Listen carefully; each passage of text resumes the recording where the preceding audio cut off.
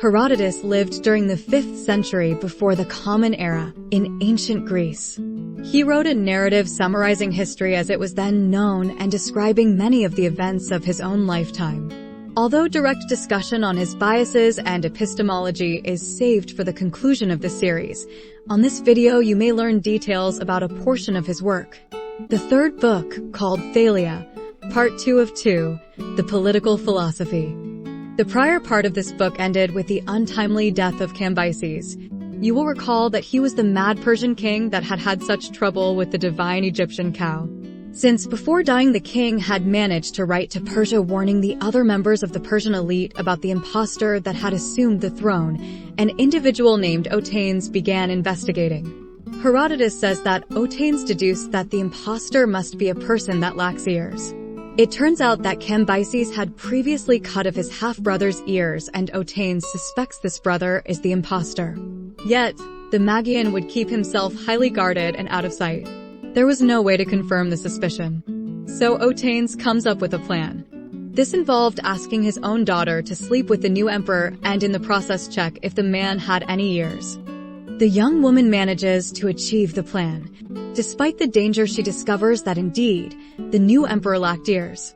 Hearing this, Otanes gathers a group of men and attempts a rebellion. At first, the group was made of 6, but at the end they became 7 as Darius was invited to join. Famously, immortally, during their dangerous assembly, it is reported that Darius said the following: "Either let us do the deed today, or be ye assured that if this present day shall pass by, none other shall prevent me as your accuser, but I will myself tell these things to the Magian." The reasoning being that the longer they waited, the more people they attempted to include, the higher the chances someone would betray them. As such, Darius convinced them to be bold. Although they were merely 7, they storm the palace, uncover the pretender, and regain the command. It could be a movie. The writer describes the whole covert mission and action, all the killing and fighting. At one point he says that, "If night had not come on and stopped them, they would not have left a single Magian alive." Nonetheless, the part for me to relate is their subsequent orations, that is, after they had regained command and had to decide how rule would be divided. Herodotus, knowing the unbelievable nature of what he relates, begins by saying, "There were spoken speeches which some of the Hellenes do not believe were really uttered." As you will see, few would believe such things were uttered by barbarians, but perhaps all is possible. First, Otanes says, "Ye saw the insolent temper of Cambyses, to what lengths it went, and ye have had experience also of the insolence of the Magian.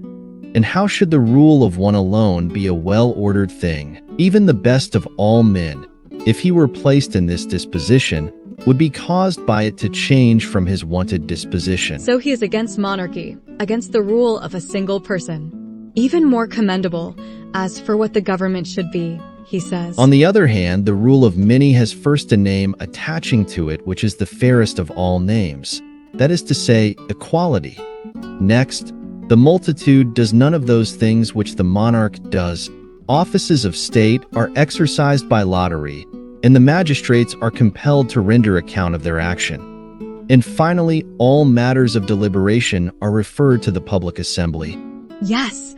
Otanes argues in favor of democracy, of true democracy. Notice how he mentions the lottery, random selection, and public assemblies. Alas, the myriad of contemporary servants that think they live in a democracy. Yet, unfortunately, the other Persians disagree with Otanes. A certain Megabizos says that, "Nothing is more senseless or insolent than a worthless crowd. The people cannot even know, for how can that know which has neither been taught anything noble by others nor perceived anything of itself?" So, he shows the elitism from which true democracy is most often criticized.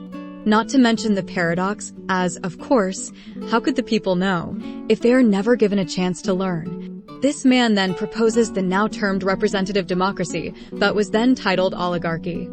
"Let them choose a company of the best men, and to them attach the chief power, for in the number of these we shall ourselves also be, and it is likely that the resolutions taken by the best men would be the best." I find commendable that Herodotus let the reader see the true motivation behind this proposition. Notice how the speaker entices representative government by the idea that those like himself and his associates, the powerful, will naturally be the ones more likely to be chosen. Last to be cited in this debate is Darius. He disagrees with all the prior and argues that nothing better can be found than the rule of an individual man of the best kind, seeing that using the best judgment he would be guardian of the multitude without reproach, and resolutions directed against enemies would so best be kept secret. the question of secrecy is a common issue with democracies. Pericles famously addresses it in his surviving funeral oration. Besides the mentioned, Darius also criticizes true democracies for being prone to corruption and representative democracies, oligarchies, for fomenting parties, groups that battle each other. I would like to point out that corruption is actually less common to democracy than any other form of government. I mean true democracy. As for the second issue, party conflict is common to all and may only be dealt with by adequate laws and a commendable system of upbringing. All governments require a correct system of upbringing. As Socrates would say, Spartan education with Athenian distribution of power. Alas, humans seem to be incapable of willing such a thing. Back to the events, the 7 men vote and Darius' argument wins. Otanes responds by asking to be excused from the opportunity of ruling in exchange that he and his descendant be made priests of Zeus and are absolved from taxation. The others agree, and thus only 6 remained. The remaining 6 agree that they will choose who will be king by random selection. Jocular how among each other they are a democracy. Darius basically cheats the selection process and thus is made king. The historian describes the various reforms of the new monarch. Nothing radical, rather merely a new structure to the portions of Persia and how much tax each had to contribute to the central treasury. Along the way, there is a digression about the Indians who eat their dead or even their sick. It is said that this happens even if the sick attempts to deny or hide his sickness. Most horrid. So as to not leave such shade upon the Indians, of which these cannibals were merely a portion, the historian also says, Other Indians have, on the contrary, a manner of life as follows. They neither kill any living thing, nor do they sow any crops, nor is it their custom to possess houses, but they feed on herbs.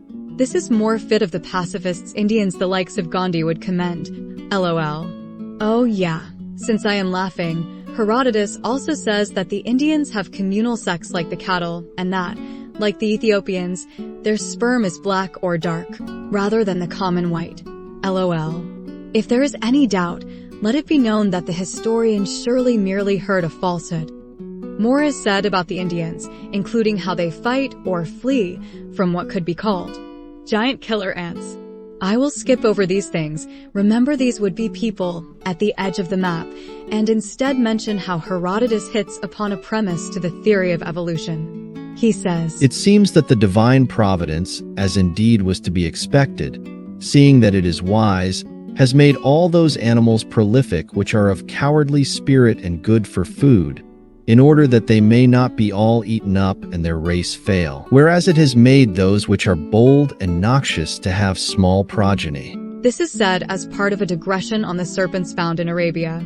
Yet, I must say, if compared with the way common people understand the theory of evolution as an alleged force that maintains an alleged balance of nature, then Herodotus figured it out. By the way, Lucretius reports in his epic poem on natural philosophy that Epicurus figured out something quite similar to Darwin's theory of evolution. Of course, you may learn about Lucretius and Epicurus writings on this channel. The conversation then shifts to Arabia, specifically the various spices and perfumes that are produced there. Also, some special sheep whose tail is so long that the farmers build little carts that the sheep pulls while the cart carries their tail that would otherwise get damaged for dragging on the ground. I wonder what animal he is speaking of. Either way, he continues describing what he has surely only heard about until he says, It would seem that the extremities which bound the rest of the world on every side and enclose it in the midst possess the things which by us are thought to be the most beautiful and the most rare. It is a funny thought, and perhaps an implied criticism of much of what he has previously mentioned. LOL. Returning to historical events, Darius kills one of the other 6 that had partaken in the prior military operation. Noteworthy is the fact that as Darius was planning to execute the whole family of the aforementioned man, the wife of this man requested that her brother, not the husband or her sons, be spared. When Darius asked her about her reasoning, she explained, "King, I might, if heaven willed, have another husband and other children, if I should lose these, but another brother I could by no means have, seeing that my father and my mother are no longer alive." Truly, such were different times and different people. Or, she had a poignant awareness of the temporal dimensions of life. Perhaps this woman was most intelligent, perhaps merely most cruel, perhaps she disliked her own children, who knows. After this story, Herodotus returns to the Greeks. In envy at his wealth and success, a Persian governor assassinated Polycrates. You will remember, he was the king who threw the ring into the ocean all to see it return inside a fish. Lamenting the inglorious nature of Polycrates' death, the writer says, "Not one besides of the Hellenic despots is worthy to be compared with Polycrates in magnificence." Yet, do not wallow so to speak, as the Persian governor was subsequently assassinated by Darius. Yes, the new emperor is cleaning house. It is curious how the assassin was chosen by lottery. Many wanted the honor of being the assassin. The task had to be performed covertly by deceit. A frontal assault would have meant war. Either way, to make a long story short, after video game-like action, the assassin triumphs. Finally, all secure and with his power holding firm, Darius severely sprains an ankle. The Persian doctors fail to heal him, and he ends up requesting attention from a famous Greek doctor.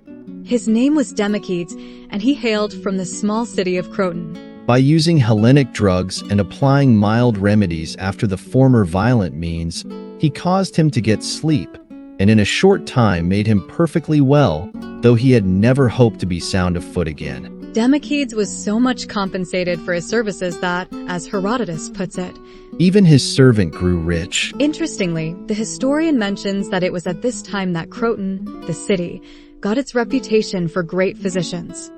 Yet, not all was good for Demokidès, as the emperor did not let him return to Greece. Instead, he ended up, essentially, as a slave. Aiming for freedom, wishing to return to Greece, the doctor made a deal with Darius' wife. He successfully healed a tumor on her breast in exchange for having her manipulate Darius into invading Greece. Yes, that, according to the writer, is what nearly destroyed the young Western civilization. LOL. Key to the plan is that the wife convinced Darius to include the doctor into the party of spies and diplomats that would precede the invasion. Of course, Demokidès merely wished a chance to escape back to his native land. He did, and he found the people of Croton willing to defend him and protect him as the party of Persians that had been sent with him attempted to recover him. This whole thing infuriated Darius and further cemented his intentions to invade Greece. The king first invaded the island of Samos. He did so with the intention of returning control of the island to the brother of Polycrates.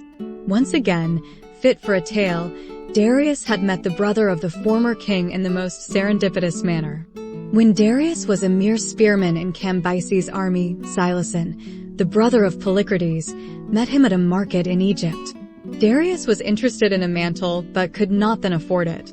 Silason, seemingly inspired by good fortune, gifted it to the then stranger in an entirely altruistic fashion.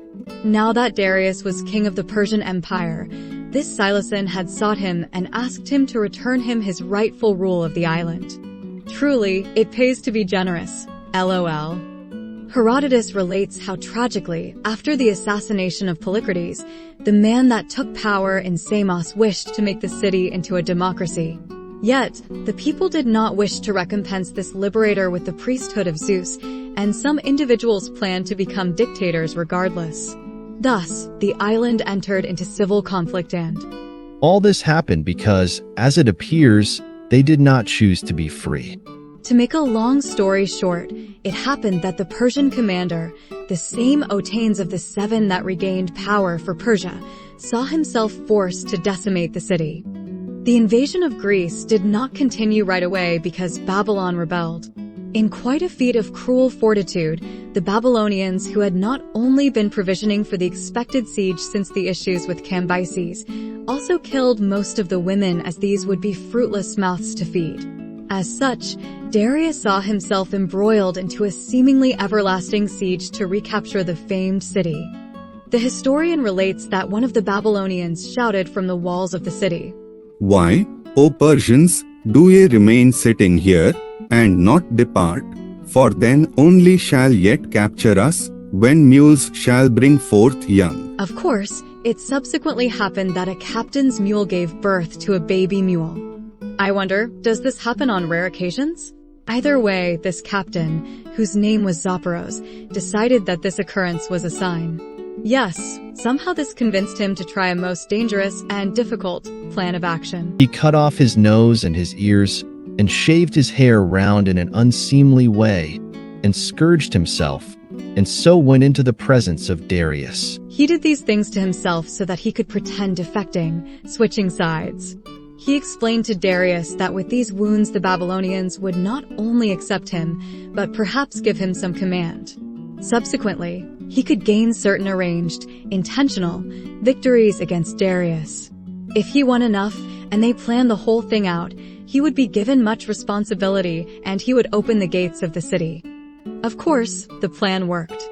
After almost 2 years of siege, the city was retaken, and Darius repopulated it by adding about 50,000 young women from elsewhere to substitute for the ones that had been killed prior to the rebellion. Of Zopyros' wit and sacrifice. Darius is said to have declared often that he would rather that Zopyros were free from the injury than that he should have 20 Babylons added to his possession in addition to that one which he had. Curiously, the son of this man commanded against the Athenians when the latter fought in Egypt, and the grandson of this man deserted, honestly, to the Athenians. Here ends the third book. In the next book, Darius invades the northern barbarians, which leads the historian to describe all sorts of wonders about the then undeveloped Europe. If you do not know how things got to this point, or if you wish to know what happens to Darius, make sure to watch the other videos. Now, to ignite your curiosity, to motivate you to watch the last video of the series, I gift you a teaser sample of one of the many aphorisms I crafted as I read this author. As courage is pleasant and fear is painful, it is often more pleasant to suffer with courage than not to suffer with fear. If you enjoy or gain from my aphorisms, know that I have thousands. I will be writing books with short thematic essays composed out of aphorisms. These essays are profound and intriguing yet easy to read. For very cheap copies, look up Protagoras Pause in the Amazon website. I repeat, Protagoras Pause, that's my name.